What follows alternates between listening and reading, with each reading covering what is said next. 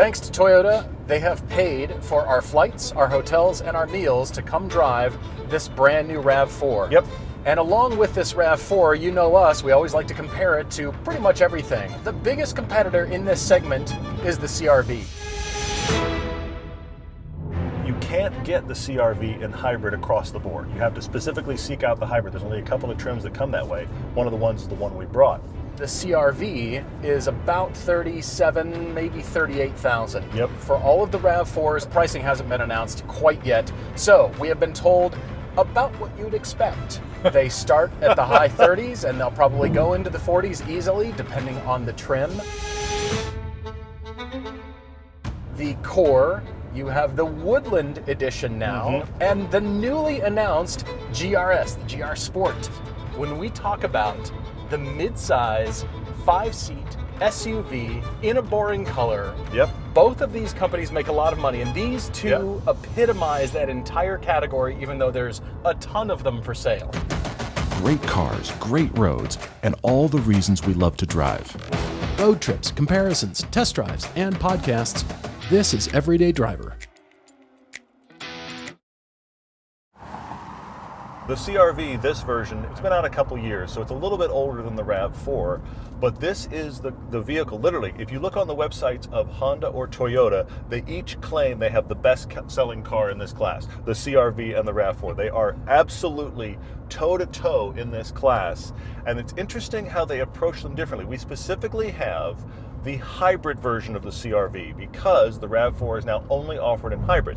So this is Honda's unique way of doing hybrid. They don't do it like Toyota does. Remember, they do that dual motor direct drive system, much more close to the Chevy Volt, if you will, than the actual Toyota hybrid system. So this has a very different feel. It doesn't actually have a CVT. It's got Honda's direct drive transmission. One of those electric motors is driving the wheels, and in the right combination, the engine helps. Otherwise, the engine's charging the battery, which is a totally different way of looking at it. Honda is a much smaller car company than Toyota, and you can tell because even though this was introduced with a hybrid, they're still hanging on a little bit to their turbocharged engine option for the CRV. Yes. And I'm glad they actually put effort into building this and making it interesting, somewhat fun to drive. But that's a big statement for, I think, the kind of buyer that are looking for either of these. Well, but this is the sport trim. We're in the sport trim. Yeah. This is the sport I think so. hybrid. It's not the sport touring, by the way, which, by the way, those words don't go together. We've talked about it before. But anyway, this is the sport trim, and that honestly, in this case, just means a little bit decontented. This is about $38,000 whether or not you get front-wheel drive or all-wheel drive. The Toyota is going to be more than that, but this also, when you start to look around, dynamically it's solid, but you start to look around and you realize this is a cheaper interior. Now, I really like these seats. I'm a big fan of these seats. Good, The seats are wonderful, but look at this tiny screen. Look at some of the materials in here. This isn't the base. We have the middle of the model range, but yet it feels significantly cheaper as far as content is concerned than the RAV4 does, but it does have cool things, like it still has the joysticks. Well, it's still Civic based, and it's still got the Civic inspired interior. Yeah, we really like that. I think you need to put the power down and see what we can do here. There we go. Okay. We're passing the guy in Arizona on the Harley. There it is. And you know what? That wasn't even floorboarded. It's got really good takeoff speed because it has that direct drive electric motor. We've talked forever about the fact that electric cars, if you want to talk about acceleration, electric just wins. Yeah, it does. Okay, so this has instant acceleration, and because it doesn't have a CVT or the eCVT of the RAV4, it is direct drive. There's just constant flow here. And it always has power available for what I would describe as normal driving. This is not performance driving, but normal driving, this is great. This actually, on a good road, it feels fine. It feels well damped. And you know what? Not a lot of body roll into corners. It feels pretty decent. You're going to be road tripping. It's going to be with your family, kids, crap everywhere, or your friends. This is absolutely the do-it-all, and it's one of those things you don't have to think about. True. It drives well, it steers well, it's fine. It's certainly fine. What I'm trying to come to is, what about this is compelling? Should you buy one of these over the RAV4? One of the big arguments is always Toyota versus Honda and reliability, and how long will they last? And we expect both of these to do about the same. Forever is the answer.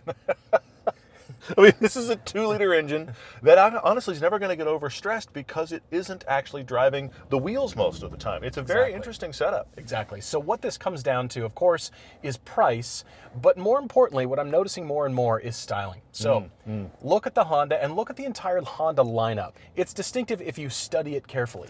But does this really, truly stand out in a parking lot? The answer is no, but on the other hand, it's just simply safe. It appeals to most people. Then you get into the inside, and you'll notice this is not the larger screen, even though the enclosure would remain the same. So this is the very tiny screen here, just slightly larger than my phone. It's the 7-inch version. You can get a 9-inch version. This feels like a screen from a full generation back, not like a couple of years ago, like 5 or 6 years ago, which is crazy that that's the case. So I do like the Civic joysticks here. I like the mesh instrument panel here. Everything about this is going to look simple, clean, and basic for many years to come. We said the seats are actually quite good. It's comfortable in the passenger. I can't wait to drive this. So it's good. Find out for the seats here. I mean, they're powered. I mean, this is powered on that side. True, but this is powered in a car that is actually costing quite a bit less than we expect the RAV4 to cost. So here's how close these two vehicles are. The CRV has a wheelbase that is only about half an inch longer than the RAV4. So from a size perspective, both of these are very close. There does seem to be a little bit more back seat space here in the CRV, but otherwise, I don't know how you can complain about space in any of these vehicles. There's plenty of cup holders, there's plenty of interior space, and Honda does it well. We've always said Honda knows nooks and crannies, has a huge glove box in here. They've talked about having the largest center console glove box in their class, and I don't know how to argue that, but I've joked before, it's like heads of your enemies or the turkey for Thanksgiving. I mean, that's massive out in there for sure. There's a lot of opportunity. Your stuff has a place to go. Yes. I do appreciate that.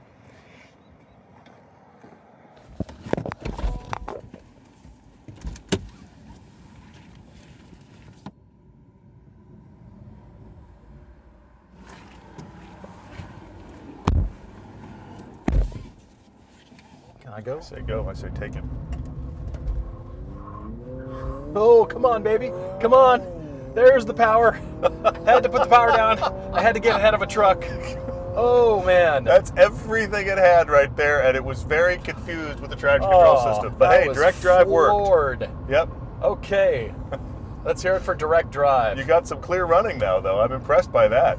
Now, this does feel like a tall Civic to me. That's a compliment. Well, it's a compliment, but I feel that the weight of the vehicle, there's a little bit more body roll and a little bit more vagueness in the steering, but the buyers of this aren't really going to care. But what I do like about Hondas, and I've loved about Hondas forever, is they're so intuitive. You get a few drive modes. It's not highly customizable in this one. Nope. But everything falls to hand. The driving position is excellent. You can do hours here behind the wheel. Yeah. And you know what?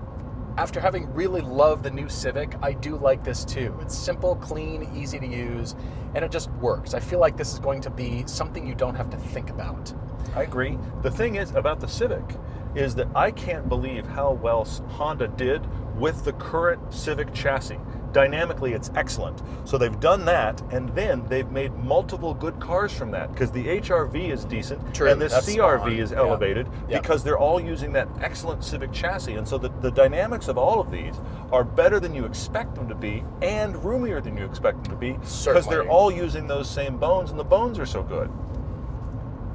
But I don't really feel like there's a lot of driving dynamics. I don't feel like there's a lot of sport in this one. I think sport is just a marketing term. I think it's actually just a badge. I think you're right. Yes, they had sport badges left over. Not much sport to be found. We're going to go do a sport.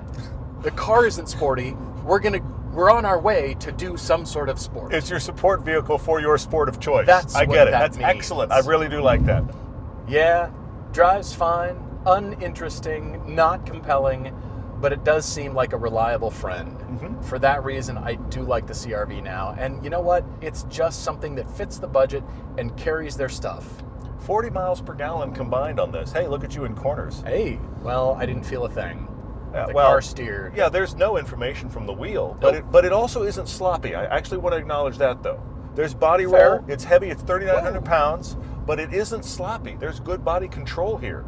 Yeah, there is. I mean, there is some body roll, but Absolutely. again, think of this as Honda has to tune this for so many different driving personalities and so many people who are going to buy this. So this is the safe choice, I feel like. This isn't the daring version. This is the safe, Honda's going to run. They have to make the drivetrain almost bulletproof to live up to their reputation. And 2 years in, three model years in, we haven't heard any negativity for the CRV. Well, more That specifically, is a misstep. I agree. More specifically, this 2-liter engine in this direct drive hybrid system has not had complaints. The 1.5-liter turbo has. So of the two, this is potentially the more reliable drivetrain. Yes. Now, we expect the Toyota to be just as reliable, but if hybrid has put you off at all, you're getting better fuel economy in the CRV Sport Hybrid here. And you know what? Yeah, it just seems to run.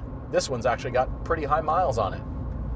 67,000, almost 68,000 miles. And it may as well be new. And you're right, it doesn't feel any different from new.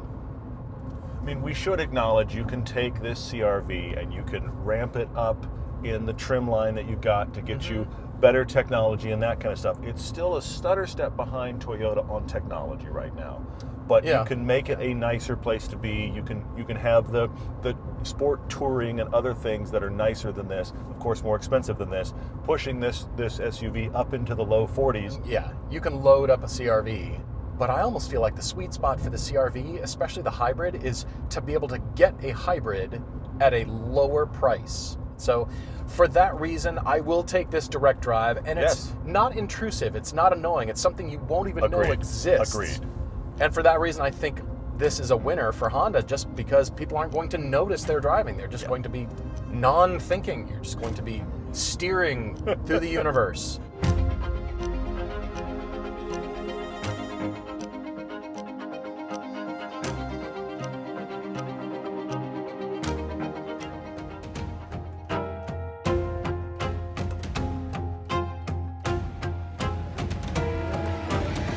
The 2026 Toyota RAV4 Limited Hybrid. The entire line, just like the Camry, the entire line has gone hybrid. So it's just a difference of what kind of hybrid did you get, because you can still get a plug-in. That's not what this is, but you can get a plug-in hybrid version of this. The PHEV has 52 miles of range, but this is the normal Toyota 5th gen hybrid, which is very interesting because it's the same generation of hybrid as they have in the new Prius and in the Camry, which means it gets a little over 40 miles to the gallon, like 42 miles to the gallon combined. Very similar to that CRV, but they are coming out swinging mainly with technology. Yes. There's a ton of new tech in this. One of the biggest ones is they have completely rethought their actual user interface. Their central screen here, the small one is 10 inches, which is bigger than the biggest one in the CRV.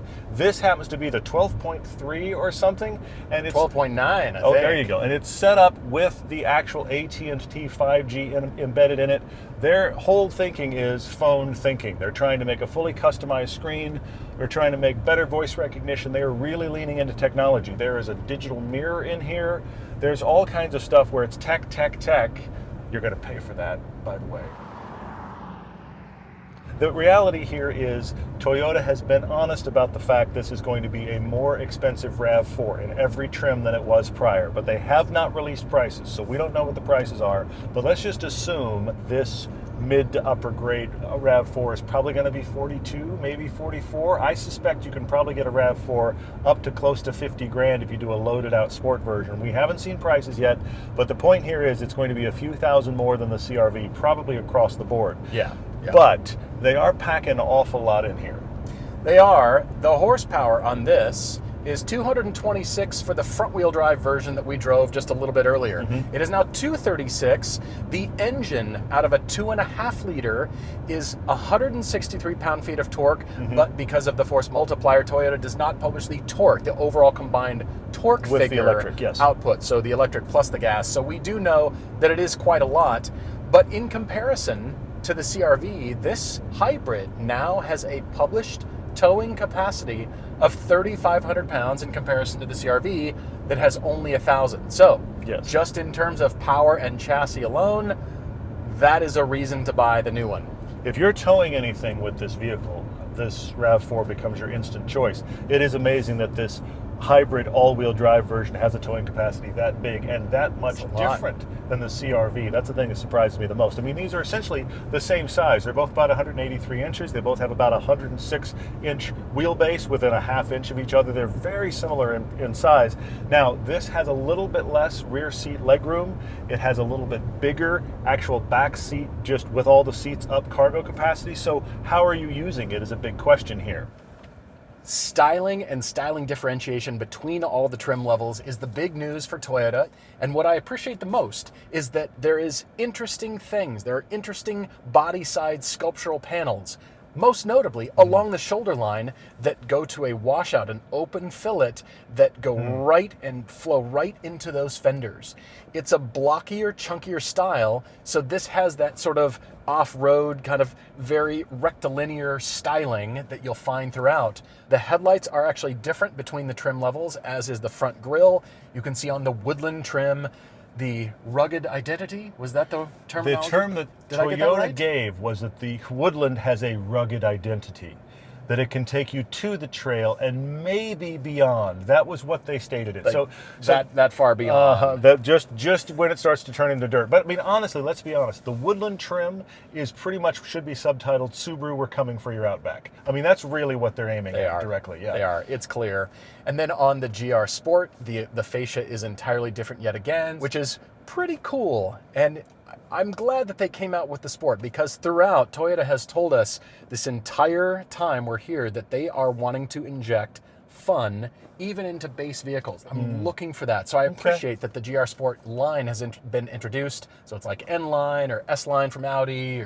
So then in the interior, the first thing you'll notice is where we're sitting in comparison to the interior of the CRV. This instrument panel, the top, looks quite a bit lower to my eye. Suddenly, it doesn't have a high instrument binnacle up here. There's a hoodless screen, so every RAV4 now gets this 12.3-inch screen here across the board, which is fantastic. Yeah. You see a breakdown, the hierarchy, screens, and then, of course, HVAC, all the controls for the car, and then finally you get down here.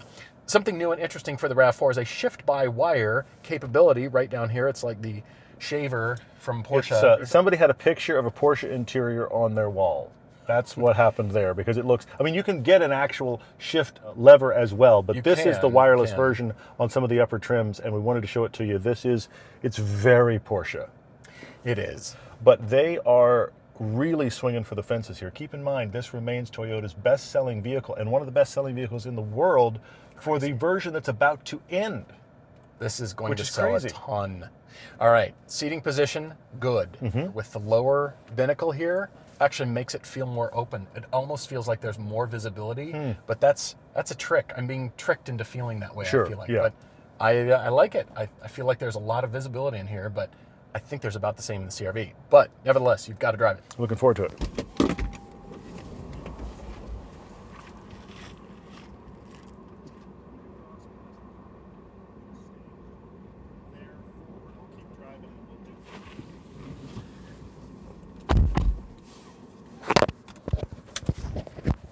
Before I use the Porsche shifter, the new wireless shifter, I have to change into sport mode.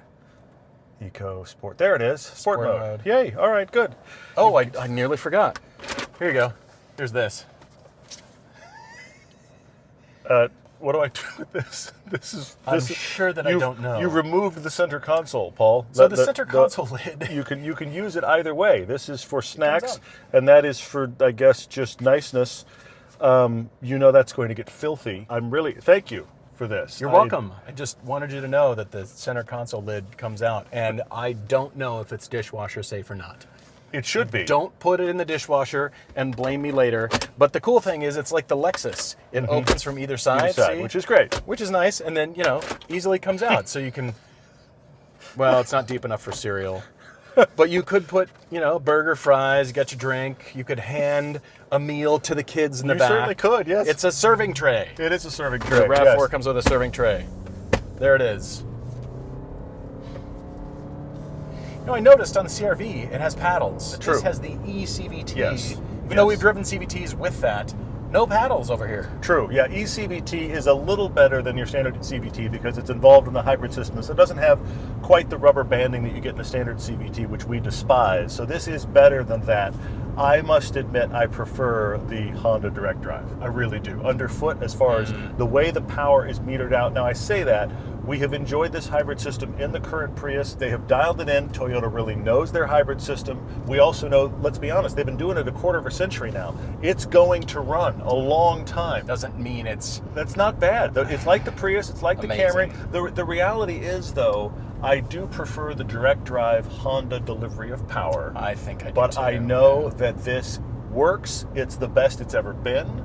And it's going to be reliable while getting you over 40 miles to the gallon on something that weighs 3,900 pounds and has room for legitimately 5 people and some stuff. I mean, that is great gas mileage. And that's not even the plug-in hybrid one. The plug-in hybrid one's going to do 50 miles on just EV. So you start to get some real flexibility here in what you'd like to do. That is the biggest thing that's happening already with this RAV4, and it's barely coming out at the end of this year, is what is the trim that you would like? Because with the Woodland, and here, think about this, every trim comes on different tires stock. This comes on an all-season tire, the Core does. The Woodland comes on an all-terrain tire, and the Sport comes on a performance tire from the factory. So they've even broken it down by tire. So you really can kind of build your own. It's like the Honda HPT thing. There you go. It might be on the Monroney. It might be. This has been sweated over. Oh, They brought out all of the engineers at the Toyota event. I mean, this is their best-selling vehicle, so they can't have a miss here. I actually think the last generation was even more successful than they expected. So they're following a great vehicle that sold really well for them, and that is a tough act to follow. I think they've done a great job here, but I think the way they're pulling it off is by actually splitting it into 3 different personalities. They're not trying to make it all be one thing anymore. They really are splitting the market, which is fascinating. So I'm noting the amount of room that we had in the CRV compared to this. This just feels a little bit more compact, not cramped. It does just feel a little smaller. little bit more compact. I agree. That might be something that you like. But the CRV felt like it's large. It does. It just had space Yes, I agree in with there. that. Yep. I actually think the Honda seats are better. I think the I think seats you're that right. we had in the Honda before felt a little bit better, which you're right. this is ironic. I think this feels better for sporty handling, but the Honda seats felt better to be in if you're trying to do sporty handling. Now, we aren't comparing this to the seats in the GR Sport, but I think these seats they're fine. I don't find them to be standout, and these are the upgraded seats. Those are not an incredible seat like, oh, we really shot for the stars on the CRV, but I think those seats are better. I think you're right. These feel wider. The bolsters are wider on this seat. So clearly, Designed to fit more people. Toyota knows their market. Yes. They know Yes. who they're gunning for. It's The gotta US be gets a lot of wide these. Yep. and comfortable. You know, that lower instrument panel is really striking to me because deceiving, it isn't it? feels like the cars of the 90s. Feels like we're way up here. Giant, Yes. thin A-pillars, giant Yes. windshield. The visibility seems like it's better in here, just riding here. The visibility forward does seem like we are, you mentioned it earlier, a little bit in a smaller car with a bunch more visibility. And I don't know that either are actually true, but it sure feels that way. So much fine tuning going on this car at large and on all of the trims. But it is ultimately at its core, pardon the pun, this is actually a revision of the 5th gen. They did take the 5th gen and revise it further. They didn't go complete clean sheet, but the 5th gen was very good. So they have made it better across the board. That's not fair. They've made it more refined across the board. You are going to pay for it with all this technology.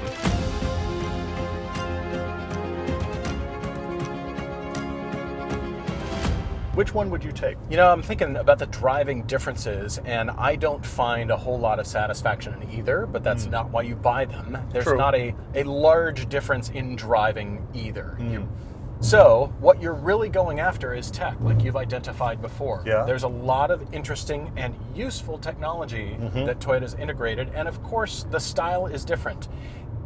The MPG that you're getting ultimately here is very similar to the CRV. It's Agreed. slightly better here, and if you're looking for a PHEV, well, Honda doesn't offer that in the CRV, so that is another compelling reason to go with the RAV4. And of course, the Woodland Edition, if you're doing the lightest of off-roading, and that's kind of the same market, like you said, that Subaru is going after. So a lot of choice, a lot of variety here, and I like the seating position. I like the feeling that you get here. I do like new tech. It does appeal to me a lot, even the shift-by-wire. I am interested, I think, more in the RAV4, but that's just simply because I like the styling a lot. I think it's adventurous and a little bit more daring, and I think Toyota's also pulled it off and still being appealing to most people. They have made a broad product, and by splitting it into those 3 different trims, I think they've extended themselves even further, and that was a very good move. You will be unsurprised to know, though, that I am going to differ from you. Because Really? I keep thinking about how endearing the CRV is. I cannot say to you the CRV is better. It's not. This is an incredibly compelling knockout of the park for Toyota. They're doing a very, very good job. But the CRV is a better value for money. I like the way that the hybrid system delivers power for me in the CRV, and I prefer the seats. Especially when I hear that these are the upgraded seats here, I just kind of go, I kind of want the other seats, which is very personal. Seats are one of the most personal things in a car. So for these reasons, and the fact that the back seat of the Honda is actually a little bit larger, I start to think, if I'm really shopping 5-seat CUV, I think I'm going to go CRV. But if you need modern tech, this destroys the CRV. It's so much better tech. You can get so many more options, and your value for money as far as the amount of stuff that you got for your dollar feels extreme in here. When you get in this and then back in the CRV, you feel like, where did my money go? Because this is super simple. Now, maybe you want super simple. That is the trade-off that I just can't define. I think this is actually an improvement on the RAV4 from before, which is saying a lot. Oh, yeah. The CRV in hybrid form is easy to overlook because this is the new shiny thing with all the tech. Sure. And that CRV is just excellent.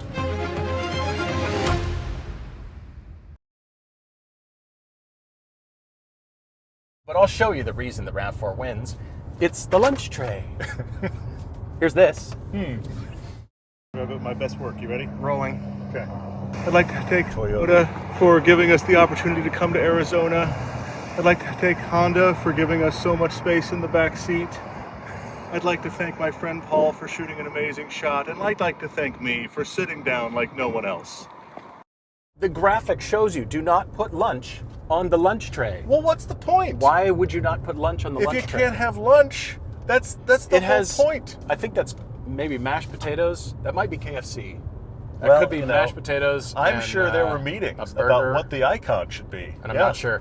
Really what it comes down to is read the instruction manual to find out that this tray is good for not lunch.